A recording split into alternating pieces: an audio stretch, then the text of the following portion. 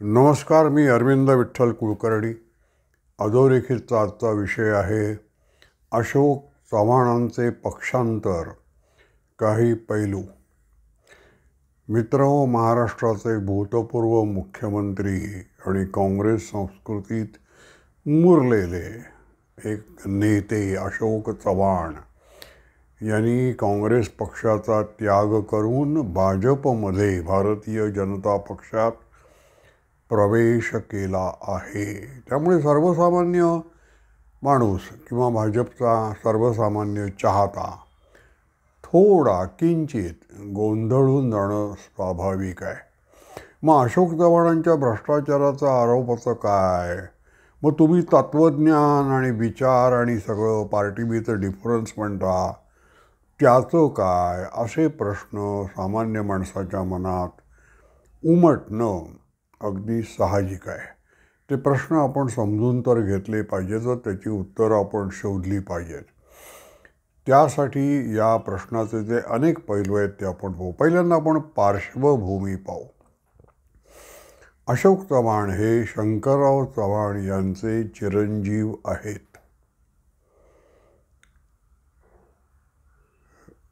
शंकरराव चव्हाण आणि अशोक चव्हाण ही महाराष्ट्रातली एकमेव पितापुत्रांची जोडी आहे की जे दोघेही मुख्यमंत्री झाले. वसंतराव नाईक आणि सुधाकरराव नाईक हे काका पुतणे आहेत. शरद पवार आणि अजित पवार हे काका पुतणे आहेत. पण बापले दोघेही मुख्यमंत्री असं इतर राज्यात झालेलं आहे. महाराष्ट्रातलं हे एकमेव उदाहरण आहे. महाराष्ट्रामध्ये चव्हाण आडनावाचे मुख्यमंत्री जास्तीत जास्त झालेत. यशवंतराव चव्हाण, शंकरराव चव्हाण, अशोक चव्हाण आणि पृथ्वीराज चव्हाण. पार्श्वभूमी कशी आहे पहा की अशोक चव्हाण भाजपमध्ये आलं म्हणून आश्चर्यजनक वाटतं आहे. शंकरराव चव्हाण हे आर्य समाजाचे कार्यकर्ते होते. त्यांचं सार्वजनिक जीवनाला सुरुवात त्यांनी आर्य समाजाचा स्वयंसेवक म्हणून केलेली आहे. शंकरराव चव्हाण आतून वेगळे होते. बाहेरून ते दिसतात तसे वेगळे आणि आतून वेगळे होते. त्यांच्या ते गृहमंत्री असताना बाबरी मशीद पडले. एवढी एकच गोष्ट आपण लक्षात ठेवायची. नरसिंहराव पंतप्रधान असताना आणि शंकरराव चव्हाण गृहमंत्री असताना बाबरी मशीद पडली. जर ती पडू द्यायची नसती या दोघांना तर ती पडली नसती. त्यामुळे त्यांचंही थोडंसं किंचित काही योगदान आहे. शंकरराव चव्हाण हे कसे होते? त्यांना काही गोष्टी खटकायच्या काँग्रेसच्या सुद्धा किंवा एकंदर भारतीय राजकारणात. तेव्हा त्यांचं मूळ स्वरूप बाहेर यायचं. ते दिल्ली विश्वनाथ प्रताप सिंग पंतप्रधान झाले होते आणि शंकरराव चव्हाण हे मुंबईत येणार होते. त्यांचा दिल्लीहून मला फोन आला की मी सह्याद्री गेस्ट हाऊसवर उतरणार आहे, मला भेटायला या, मला महत्त्वाचं बोलायचं आहे. ते निवडक लोकांशी आपल्या मनातल्या व्यथा ज्या दुसऱ्या कोणाजवळ बोलू शकत नाही ते बोलत असतात. मला म्हणाले, अरविंदराव तुम्ही आमच्यावर नेहमी लांगुल चालनाचा आरोप करता. आम्हाला मान्य आहे तो आरोप करतो आम्ही, पण आम्ही पथ्यसुद्धा पाळतो. काँग्रेसचं पथ्य काय आहे? आम्ही मुसलमानाला कधी गृहमंत्री करत नाही. इतक्या स्पष्टपणे शंकरराव बोललेत. कारण अहो, गृहमंत्र्याकडे ज्या फायली येतात त्यात आम्ही जी टिपणं करतो ती अतिशय महत्त्वाची. एक साधारण मशीद बांधायची असली तरी परवानगी देताना आम्ही 10 वेळा विचार करतो. आता या सगळ्या फायली मुफ्ती मोहम्मद सईदना वाचता येतील आणि ते काही एकंदर भारताच्या हिताचं आहे असं मला वाटत नाही. त्या विश्वनाथ प्रताप सिंगनी फार मोठी चूक केली. तुम्ही त्यांच्यावर टीका करताना या पैलूवर भर द्या असं शंकरराव चव्हाण म्हणाले. शंकरराव चव्हाणांचं दुसरं वैशिष्ट्य काय आहे? महाराष्ट्रातल्या अनेक मुख्यमंत्र्यांवर भ्रष्टाचाराचे खरे खोटे काही ना काही आरोप झालेले असतील. शंकरराव चव्हाणांवर भ्रष्टाचाराचा आरोप झालेला नाही. आपल्यासमोर येणारा प्रत्येक कागदपत्र काळजीपूर्वक वाचून नंतर त्याच्यावर सही करणारा, प्रशासनावर पूर्णपणे पकड असलेला असे शंकरराव चव्हाण होते. त्यामुळे हा भ्रष्टाचारमुक्त मुख्यमंत्री आणि त्याचाच मुलगा अशोक चव्हाण हे भ्रष्टाचाराच्या आरोपात हे आदर्श काही बरोबर लोकांच्या पचनी पडलं नाही की हे कसं असं झालं. तर ही पार्श्वभूमी आहे. आता दुसरी एक गंमत म्हणजे अशोक चव्हाण, शंकरराव चव्हाण हे नांदेडचे. जरी अशोक चव्हाण मुंबईत जन्मले असले आणि मुंबईत वाढले असले तरी मूळ नांदेडला जे गुरुद्वार आहे त्याच्यामध्ये मोंगलांनी त्यांच्या सत्ता काळात हिंदूंचा कसा छळ केला, क्रूर निर्घृण, याची भिंतीवर चित्र लावलेली आहेत. ती लावल्यानंतर कुठलाही माणूस अशा मोंगलांचं जो वकीलपत्र घेतो त्या काँग्रेसमध्ये राहणार नाही. तेव्हा नांदेडमध्ये शंकरराव चव्हाण आणि अशोक चव्हाण कसे काय असा मला प्रश्न पडायचा. आणि मी विनोदानं त्यांच्याशी बोलताना तुम्ही नांदेडचे असून पुन्हा काँग्रेसमध्ये वगैरे असं म्हणायचं. आज त्याला अशोक चव्हाणांनी उत्तर दिले की नाही बाबा, मी आता नाही का काँग्रेसमध्ये. मी शंकरराव चव्हाणांशी वर्षावर जेव्हा बोलायचो आणि मग रात्री उशीर झाला आणि निघायचो तेव्हा पोर्चमध्ये बाहेर अशोक चव्हाण मला भेटायचे. त्याला ते 20-22 वर्षाचे असतील. काय म्हणाले बाबा असं म्हणाय. तेव्हा माझ्या लक्षात आलं की हे जी मोठी माणसं असतात जुन्या काळातली ती आपल्या मुलांशी फार मोकळेपणाने बोलत नाहीत. मला वसंतानंद मुलगा पण प्रकाश बाबू दादा काय म्हणाले असं म्हणत मला सोडायला गेटपर्यंत येत असे. ही पार्श्वभूमी आहे. आता काँग्रेस, अशोक चव्हाण आणि भाजप आणि सर्वसामान्य जनता यांच्या दृष्टिकोनातून आपण पाहू. काँग्रेसने जर असा आरोप केला की एका भ्रष्टाचारी मुख्यमंत्र्याला तुम्ही कसं काय घेतलं, पावन केलं आणि तुमच्या पक्षात आला की तो पावन झाला का, कसं काय मग, हा आरोप काँग्रेसला करता येणार नाही. काँग्रेसने लक्षात घेतलं पाहिजे. अशोक चव्हाण जर भ्रष्टाचारी आहेत असं काँग्रेस म्हणत असेल तर अशा भ्रष्टाचारी माणसाला तुम्ही काँग्रेसमध्ये इतकी वर्ष का ठेवलात असं भाजपचे वकील म्हणू शकतात. त्यामुळे तो भ्रष्टाचारी नाही म्हणून काँग्रेसने त्याला आपल्या पक्षात ठेवला ना. म्हणजे या मुद्द्यावर एकमत आहे भाजपचं आणि काँग्रेसचं की अशोक चव्हाण भ्रष्टाचारी नाही. मग आता दोघांचं एकमत झाल्यानंतर अशोक चव्हाणांकडे प्रश्न गेला की कोर्ट म्हणजे बॉल अशोक चव्हाणांच्या कोर्टात आहे की त्यांनी आता निर्णय घ्यायचा आहे, कुठे जायचं, इकडे का तिकडे. त्यांनी निर्णय घेतला, ते भाजपमध्ये गेले.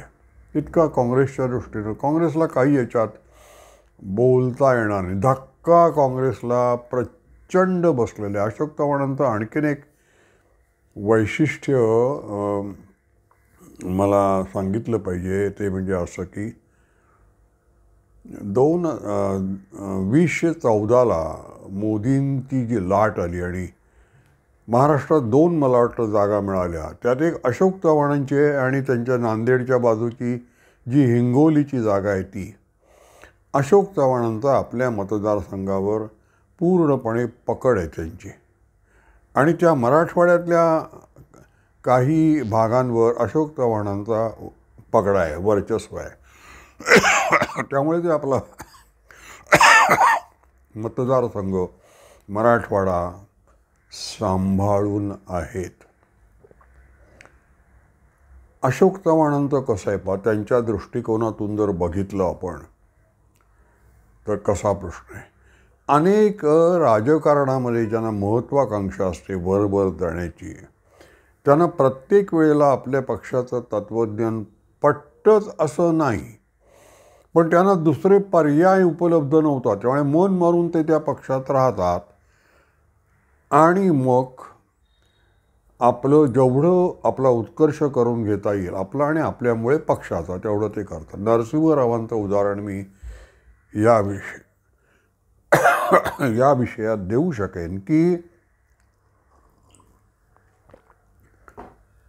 त्यांच्यावर सावरकर विचाराचा पगडा होता, पण त्यांना पॉलिटिक्समध्ये करिअर करायचं असल्यामुळे आणि सावरकर हे त्याला नेहरूंचा पगडा काँग्रेसमध्ये होता आणि नेहरूंना सावरकर नको होते म्हणून नरसिंहरावांना सावरकर विचारानं जाता आलं नाही. हे त्यांनी माझ्याजवळ बोलताना मान्य केलेलं आहे. तर आपण अशोक चव्हाणांच्या भूमिकेत जर शिरलो की त्यांना काँग्रेसमध्ये करिअर करायचं होतं, वडील जरी आर्य समाजाचे होते, त्याला दुसरा कुठला पक्ष होता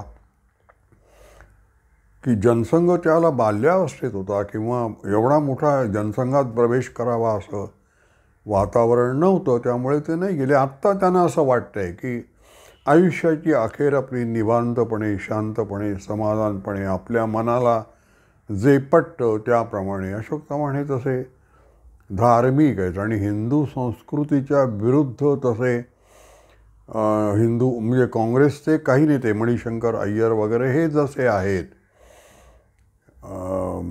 हिंदू आतंकवाद वगैरे असं अशोक चव्हाणांची भाषा नसते खरी. तर त्यामुळे त्यांना भाजप आता मध्ये प्रवेश करावा असं कदाचित वाटलं असावं.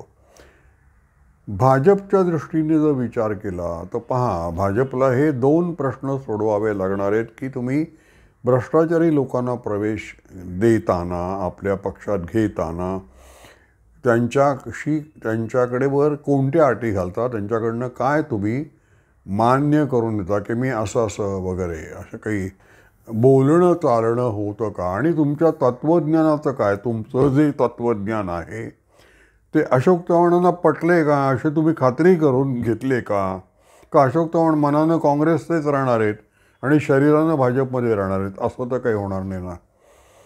तर ते भाजपला करावं लागेल. तिसरी एक गोष्ट भाजपच्या दृष्टिकोनातून बघितली तर राजकीय अंकगणित म्हणून काहीतरी वेगळं असतं.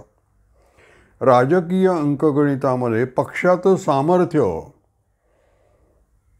किंवा तो जो पंतप्रधान असेल त्याचं सामर्थ्य, मुख्यमंत्री असेल त्याचं सामर्थ्य, याला सगळ्यात महत्त्वाचं असतं. आत्ता राजकीय सामर्थ्य या दृष्टिकोनातून जर बघितलं तर भाजपसमोर उद्दिष्ट काय आहेत? मुख्य शत्रू काँग्रेसला दुर्बळ करणं एवढा एकच निकष त्यांनी जर लावला असेल की अशोक चव्हाणांना खेचून घ्या आणि काँग्रेसला दुर्बळ करा. मग दुसरं काय करायचं? अशोक चव्हाणांच्या व्यक्तिमत्वामुळे राजकारणात त्यांचं जे वजन आहे त्याचा लाभ काँग्रेसला होणार नाही, एवढी व्यवस्था करून ठेवायची. आणि त्याचा लाभ भाजपला हो न हो पण काँग्रेसला होणार नाही, अशा रीतीनं शत्रूला दुर्बळ करणं ही एक चाल आहे, ही एक रणनीती आहे. त्या रणनीतीत अशोक चव्हाण भाजपमध्ये येणं बरोबर जर बसत असेल तर राजकीय अंकगणिताप्रमाणे ते करणं योग्य ठरतं. पण एवढा मोठा मासा भाजपच्या गळाला आत्तापर्यंत 2 मला जे आठवत आहेत ते, एक कृष्णराव धुळुप हे शेगाव पक्षाचे मोठे नेते होते, ते त्यांच्या आयुष्याच्या उतरत्या काळात भाजपमध्ये आले. दुसरं हिंदू महासभेचे अखिल भारतीय अध्यक्ष मला वाटतं V.H. देशपांडे हे जनसंघात आले होते, भाजपचं आधीचं हे. पण हिंदू महासभा आणि जनसंघ याच्यामध्ये वैचारिक काही तसं हे नव्हतं, तरीसुद्धा ते मोठे होते V.H. देशपांडे. त्यानंतर अशोक चव्हाण हा आत्ता मोठा नेता तो भाजपमध्ये आलेला आहे. आता एवढं सगळं मी सांगितलं की राजकीय अंकगणित इथे वापरण्यात आलं आहे, दुसरा कोणताही विचार नाही. तरीसुद्धा ज्या शंकासुरांना पटलं नसेल, समाधान झालं नसेल की असं कसं भाजप एरवी भ्रष्टाचाराच्या विरुद्ध वल्गना करत असतो आणि मग अशोक चव्हाणांना प्रवेश देताना काय आणि आमचं तत्त्वज्ञान श्रेष्ठ आहे वगैरे म्हणत असतो. त्यांच्यासाठी मी एक वेगळा मुद्दा सांगेन. तो मुद्दा असा की तुम्ही जेव्हा बाजारामध्ये खरेदी करायला जाता तेव्हा अनेक कंपन्यांची उत्पादनं तुमच्यासमोर ठेवलेली असतात. त्याची निवड करताना तुम्ही काय करता? आकुडशिंगी बहुधुदी हा निकष वापरता की नाही? म्हणजे कमीत कमी खर्चात तुमच्या बजेटला, खिशाला परवडलं पाहिजे, कमीत कमी हानिकारक पाहिजे आणि मग जास्तीत जास्त लाभदायक आहे. असं आत्ता तुमच्यासमोर जे पक्ष आहेत, काँग्रेस आहे, कम्युनिस्ट आहे, आणखीन कोण कोण आहेत, छोटे छोटे पक्ष, आणि भाजप आहे. तर भाजप चांगला आहे की नाही हा विचारानंतर सोडून द्या. भाजप कमीत कमी वाईट आहे, कमीत कमी हानिकारक आहे. एवढा एकच निकष आत्ता सर्वसामान्य माणसांना लावणं श्रेयस्कर आहे. जर त्याला या प्रश्नांची उत्तरं सापडत नसतील आणि भाजपचे नेते प्रश्नांची उत्तरं द्यायच्या आत्ता अवस्थेत नसतील तर मग आपण आपल्याला खरेदी तर करायची आहे, मतदान तर करायचं आहे. मग मतदान करताना आपण कमीत कमी हानिकारक, कमीत कमी वाईट कोण, तर मग सगळ्यांचं बघितल्यानंतर काँग्रेसचा इतक्या वर्षाचा अनुभव आणि भाजप आत्ता नवीन त्या दृष्टीनं आणि गेल्या 10 वर्षाचा काही फार वाईट नाही आहे भाजपचं. त्यामुळे आत्ता भाजपची निवड करणं हे जरी अशोक चव्हाणांचं पक्षांतर तुम्हाला पसंत पडलं असो नसो तरी भाजपला मतदान करायचं हा जो तुमचा निर्णय झालेला असेल त्यात बदल करण्याची काही आवश्यकता आहे असं मला वाटत नाही. हे सगळे पैलू लक्षात घेतल्यानंतर माझा व्हिडिओ आपल्याला आवडला असेल तर लाईक करा, शेअर करा आणि सबस्क्राईब करा. धन्यवाद.